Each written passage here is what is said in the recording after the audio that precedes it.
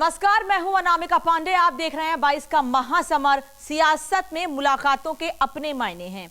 आज एक मुलाकात ने 2022 के लिए सज रही उत्तर प्रदेश की सियासत को नया विस्तार दे दिया है। मुलाकात के बारे में विस्तार से बात करेंगे।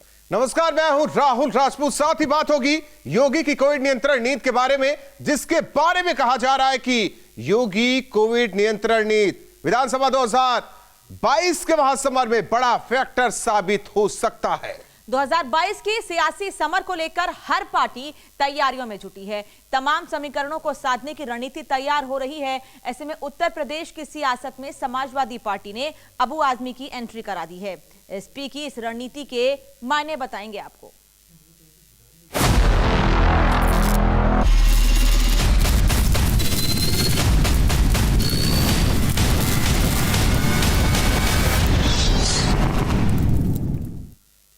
तो सबसे पहले बात सीएम योगी की कोविड नियंत्रण नीति की, जिसकी चर्चा देश में नहीं विदेश तक हुई। अब चर्चा यह कि कोविड कंट्रोल पॉलिसी विधानसभा चुनाव 2022 में बड़ा फैक्टर साबित होगी। दरअसल कोविड नियंत्रण के मामले में यूपी के आंकड़े देश के किसी भी दूसरे राज्य से बेहतर हैं। फिर चाहे बात कोरोना केस में कमी की हो, वैक्सीनेशन या फिर टेस्टिंग की हो।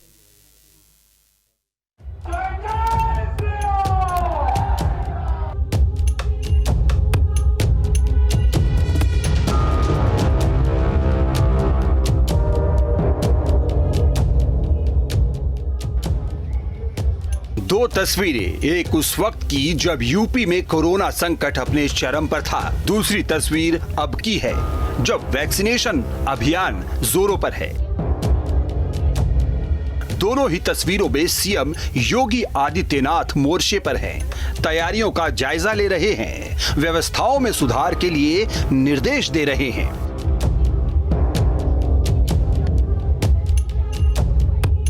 जब तमाम सियासी दल चुनावी तैयारियों में जुटे हैं, अलग अलग सम्मेलनों का आयोजन कर रहे हैं और सीएम योगी कोविड नियंत्रण के मोर्चे पर हैं। ये तस्वीरें संकेत देती हैं कि 2022 के चुनावी समर में कोविड नियंत्रण एक बड़ा फैक्टर साबित होगा। बीजेपी को भरोसा है सीएम योगी का कोविड नियंत्रण फॉर्मूला 2022 के सियासी समर में बड़ा असर डालेगा। मार्च 2020 में जब कोरोना की आहट हुई थी, तब प्रदेश में कोई भी लैब नहीं थी। हमें सैंपल जांच करने के लिए यूपी के बाहर भेजना पड़ता था, एनआईवी पुणे भेजना पड़ा था। लेकिन आज हमारे पास 3 लाख से अधिक टेस्ट करने की क्षमता अकेले उत्तर प्रदेश में है। आंकड़े बताते हैं कि कोविड नियंत्रण के लिए योगी मॉडल कारगर साबित हो रहा है। पिछले 24 घंटे में यूपी में सिर्फ 90 नए केस मिले हैं। 58 जिलों में एक भी नया केस नहीं मिला। 11 जिले कोरोना मुक्त हो चुके हैं, जबकि वैक्सीनेशन के मामले में भी यूपी अव्वल है। टेस्टिंग के मामले में भी यूपी का स्थान पूरे देश में सबसे ऊपर है। इस बीच मेगा वैक्सीनेशन महाअभियान भी जारी है। सीएम योगी आदित्यनाथ खुद अलग अलग जिलों का दौरा कर वैक्सीनेशन बूथ का जायजा ले रहे हैं। उत्तर प्रदेश का हेल्थ इंफ्रास्ट्रक्चर सबसे कमजोर माना जाता था। आज उत्तर प्रदेश इसमें नंबर 1 पर आ रहा है। सीएम योगी के कोविड नियंत्रण फॉर्मूले की तारीफ WHO से लेकर नीति आयोग और ऑस्ट्रेलिया के सांसद तक कर चुके हैं। हालांकि विरोधी दलों को अभी भी यूपी सरकार की कोविड नियंत्रण नीति में खोट नजर आती है। जाहिर है कोविड नियंत्रण की नीति को लेकर सत्ता पक्ष और विपक्ष के अपने अपने तर्क हो सकते हैं, लेकिन इस बात से इनकार करना मुश्किल है कि कोविड संकट और नियंत्रण 2022 के चुनावी समर में कोई असर नहीं डालेगा। Team news state. और बड़ी खबर इस वक्त बता दें आपको, उत्तर प्रदेश ने कोरोना वैक्सीनेशन में इतिहास रच दिया है। 4 करोड़ से अधिक लोगों को अब तक टीके लग चुके हैं। पहली डोज टीके की लग चुकी है। आज एक दिन में करीब 20 लाख लोगों को लगाया गया टीका। तो यूपी ने कोरोना वैक्सीनेशन में इतिहास रचा। 4 करोड़ से ज्यादा लोगों को टीके की पहली डोज लगी। और आज की बात करें तो एक दिन में करीब 20 लाख लोगों को टीका लगाया गया। इससे पहले स्वास्थ्य मंत्री ने इस बात का जिक्र किया था कि एक दिन में 20 लाख लोगों को टीका दिया जाएगा, डोज उन्हें दी जाएगी, जिसकी तस्वीर आज निकलकर सामने आई। तो उत्तर प्रदेश में एक तरफ कोरोना कंट्रोल को लेकर सरकार ने जो कदम उठाए हैं उसकी तारीफ हर तरफ हो रही है, उसने भी इतिहास रचा है और अब वैक्सीनेशन को लेकर भी एक नया कीर्तिमान गढ़ा है उत्तर प्रदेश में।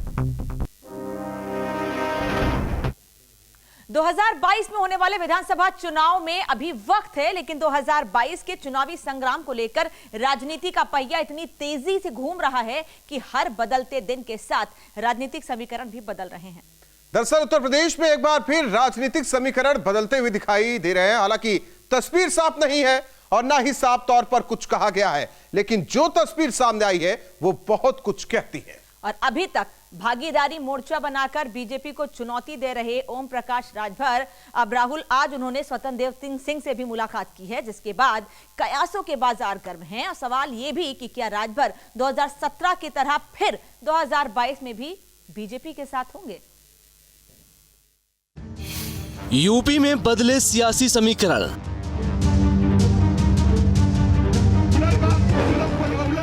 स्वतंत्र देव सिंह से मिले राजभर, मायने क्या? ओवैसी का साथ छोड़ बीजेपी के साथ आएंगे।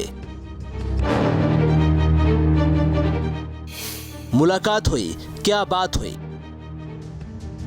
ओम प्रकाश राजभर की स्वतंत्र देव सिंह से मुलाकात ने उत्तर प्रदेश में सियासी बहस तेज हो चली है। कयास लगाए जा रहे हैं और आशंकाओं का बाजार गर्म है। पूछा जा रहा है कि क्या एसपी, एसपी और बीजेपी के बीच कोई खिचड़ी पक रही है और 2022 के चुनावी संग्राम में इस मुलाकात के कोई मायने हो सकते हैं। हालांकि ओम प्रकाश राजभर को इस बात से इनकार है। जहां तक मिलने की बात है तो वो शिष्टाचार मुलाकात थी, उसका पॉलिटिकल कोई मतलब नहीं है। दरअसल ओम प्रकाश राजभर ने 2019 लोकसभा चुनाव से पहले बीजेपी का साथ छोड़ा था। उसके बाद से एक अलग मोर्चा तैयार करने की कोशिश में जुटे हैं। 2022 चुनाव की आहट के साथ ही भागीदारी मोर्चा बनाकर छोटे दलों को साथ लाने की कोशिश भी शुरू कर दी थी। इसी कवायद में ओम प्रकाश राजभर कई मौकों पर AIMIM के अध्यक्ष असदुद्दीन ओवैसी के साथ भी थे। कई बार अलग अलग मंचों से कहा भी गया कि भागीदार मोर्चा 2022 के चुनावी संग्राम में अपना दम दिखाएगा। लेकिन अब जब ओम प्रकाश राजभर की बीजेपी प्रदेश अध्यक्ष स्वतंत्र देव सिंह से मुलाकात हुई है तो सवाल उठ रहे हैं कि ओवैसी के साथ राजभर की दोस्ती टूटने वाली है। क्या राजभर को ओवैसी का सालार गाजी की दरगाह पर जाना रास नहीं आया? ये सवाल इसलिए भी क्योंकि जब ओम प्रकाश राजभर से पूछा गया क्या वो बीजेपी के साथ आएंगे तो उनका कहना था कि जातिगत जनगणना समेत कई मुद्दों को लेकर उन्होंने बीजेपी का साथ छोड़ा था। अगर बीजेपी सरकार इन मुद्दों पर कदम आगे बढ़ाती है तब देखा जाएगा। तो फिर संभावना बीजेपी के साथ है कोई राजनीतिक? पहले वो करें तब ना, पहले जातिवार जनगणना का अध्यादेश पास करें, सामाजिक न्याय समिति की रिपोर्ट लागू करें, रोहिणी आयोग का जो तारीख पे तारीख दे रहे हैं इसका एक तिथि निर्धारित करके उस पे उसको लागू करें, तो फिर उसके बाद विचार किया जा सकता है, देखा जाएगा। अब ओम प्रकाश राजभर ने साफ साफ शब्दों में तो कुछ नहीं कहा, लेकिन संकेतों की भाषा में बहुत कुछ कह गए, जिस पर उत्तर प्रदेश की राजनीति में जमीन तलाश रही कांग्रेस सत्ता में वापसी की उम्मीद संजोए समाजवादी पार्टी को बिल्कुल भी रास नहीं आ रहा। भारतीय जनता पार्टी से लेकर ओबीसी तक ये कौन सी भागीदारी का संकल्प हो रहा है ओम प्रकाश राजभर जी? क्या भारतीय जनता पार्टी ने आपको ये मोर्चा बनाने के लिए कहा है कि एक तरफ ओवैसी साहब रहें और एक तरफ आप भारतीय जनता पार्टी के नेताओं से मिले?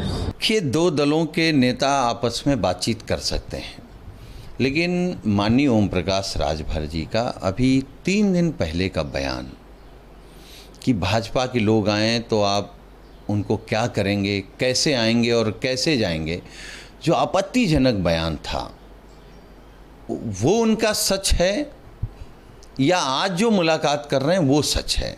देखिए, राजनीति में एक दूसरे से भेंट हो जाना ये कोई राजनीतिक गठजोड़ों की ओर संकेत कर रहा हो या इस प्रकार की राजनीतिक कोई मंतव्य रहा हो, ये आवश्यक नहीं हुआ करता। स्वतंत्र देव सिंह और ओम प्रकाश राजभर की मुलाकात के मायने कुछ भी हों, 2022 के महासमर में इसका क्या असर होगा धीरे धीरे साफ होगा। लेकिन अभी भी तस्वीर दिखाई दे रही है वो यूपी के सियासत में बदलते समीकरणों की ओर इशारा करती है।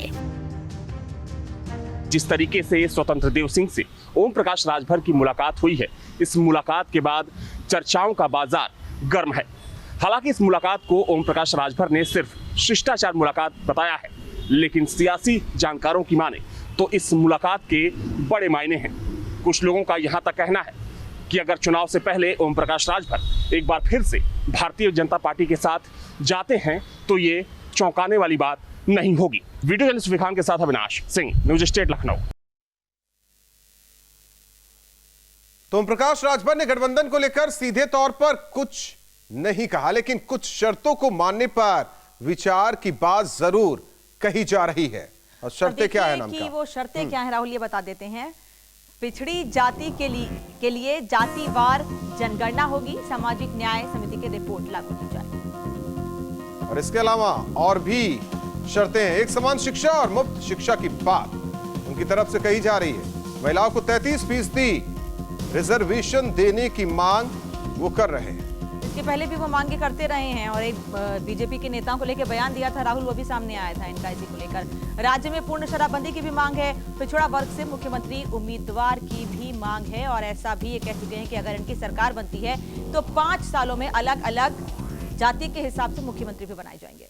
और चर्चा इस बात की है कि असदुद्दीन ओवैसी का सलार गाजी की दरगाह पर जाना ओम प्रकाश राजभर को रास नहीं आया नामिका, और इसीलिए राजभर रास्ता बदलने की कोशिश में हैं। बता दें कि जुलाई में सलार गाजी की दरगाह पर पहुंचे थे ओवैसी।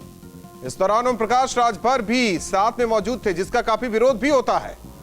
बीजेपी ने ओम प्रकाश राजभर को निशाने पर लिया था। राजभर की पार्टी का नाम सुहेल देव के नाम पर है और राजा सुहेल देव ने सलार गाजी से युद्ध किया था। समाजवादी पार्टी का बड़ा मुस्लिम चेहरा माने जाने वाले आजम खान जेल में है। ऐसे में समाजवादी पार्टी ने आजम खान की कमी को पूरा करने की तैयारी कर ली है। उत्तर प्रदेश के रण में महाराष्ट्र के एसपी प्रदेश अध्यक्ष अबू आजमी की एंट्री हो गई है, लेकिन सवाल ये कि क्या अबू आजमी आजम खान का विकल्प बन पाएंगे। मुस्लिम वोट बैंक पर एसपी की नजर।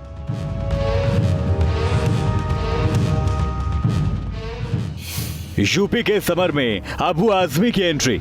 हम सब इनको सपोर्ट में खड़े हैं। आज ये लोग देश को तोड़ रहे हैं। आजम खान की कमी आजमी करेंगे पूरी।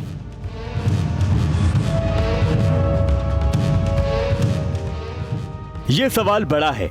2022 में सत्ता की उम्मीद संजोए समाजवादी पार्टी के लिए कुछ ज्यादा ही बड़ा, क्योंकि समाजवादी पार्टी का बड़ा मुस्लिम चेहरा माने जाने वाले आजम खान जेल में हैं। लिहाजा इस बात की उम्मीद कम ही है कि वो 2022 में चुनावी समर में सक्रिय भूमिका निभाएंगे। ऐसे में अब अबू आजमी की यूपी में एंट्री ने कयासों का बाजार गर्म कर दिया है। पूछा जा रहा है कि क्या अबू आजमी की एंट्री मुस्लिम मतदाताओं में समाजवादी पार्टी के प्रति विश्वास जगा पाएगी? क्या अबू आजमी मुस्लिम मतदाताओं को साधने में कामयाब रहेंगे? इस तरीके की बयानबाजी करके बेबुनियाद मुद्दों को हवा दिया जा रहा है कि आदरणीय आजम खान साहब की जगह अबू आसिम आजमी साहब को लगाया गया है या वो काम कर रहे हैं। यह बेबुनियाद बात है, इसका कोई आधार नहीं है। तमाम कयासों के बीच अबू आजमी ने आज प्रयागराज में पार्टी कार्यकर्ताओं से मुलाकात की, बात की, साथ ही मतदाताओं के मिजाज को समझने की कोशिश की। सुबह 11 बजे प्रतापपुर विधानसभा क्षेत्र में कार्यकर्ताओं के साथ बैठक की। दोपहर 1 बजे नैनी में प्रेस कॉन्फ्रेंस कर अपनी बात रखी। अबू आजमी को आगे कर समाजवादी पार्टी ने एक तरफ से साफ कर दिया है कि उसकी तैयारी पूरी है। पार्टी के दूसरे नेताओं को भी अलग अलग जिम्मेदारी सौंपी जा चुकी है, लेकिन विरोधी दलों की माने तो समाजवादी पार्टी की रणनीति रंग नहीं लाने वाली। कौन सी पार्टी किस नेता को कहां पर इस्तेमाल करती है ये उनका निजी विषय है। कहीं चुनाव में इस्तेमाल करती है, ये भी उनका निजी विषय है। हम कांग्रेस के लोग अपने सारे नेताओं को जनता के बीच में भेज रहे हैं। श्रीमती प्रियंका गांधी जी के नेतृत्व में भेज रहे हैं, श्री अजय कुमार लल्लू जी के नेतृत्व में भेज रहे हैं, गांव गांव जा रहे हैं, पांव पांव जा रहे हैं।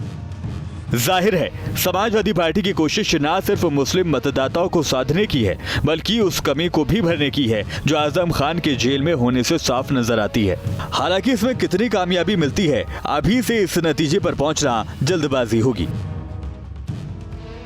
उत्तर प्रदेश में 2022 के लिहाज से अबू आसिम को एक तरह से मुस्लिम फेस के रूप में या मुस्लिम नेता के रूप में प्रमोट किया है पार्टी ने और वो 2022 की रणनीति तैयार कर रहे हैं। उत्तर प्रदेश के तमाम ज़िलों का दौरा कर रहे हैं और जिस तरह से एक आज़म खान की जो कमी है उसको पूरा करने का प्रयास कर रही है पार्टी अबू आसिम आज़मी के साथ। तो अबू आसिम आज़मी खासकर उन इलाकों में बैठकें कर रहे हैं जहां पर मुस्लिम आबादी है और उनको ये संदेश देने का प्रयास कर रहे हैं कि उत्तर प्रदेश में मुस्लिमों का रहनुमा केवल समाजवादी पार्टी है, वो समाजवादी पार्टी से जुड़े और अपील कर रहे हैं। इसके साथ ही वो विरोधी नेताओं पर लगातार, विपक्षी नेताओं पर, सत्ताधारी बीजेपी पर लगातार निशाना साध रहे हैं और उनका कहना है कि वो उत्तर प्रदेश में 2022 के चुनाव के लिहाज से एक तरह से मुख्य रूप से जो मुस्लिम समाज है, जो एक तरह से अल्पसंख्यक समाज है, उसके बीच जाएंगे। प्रयागराज से वीडियो जर्नलिस्ट विवेक श्रीवास्तव के साथ मानवेंद्र प्रताप सिंह, न्यूज़ स्टेट, उत्तर प्रदेश।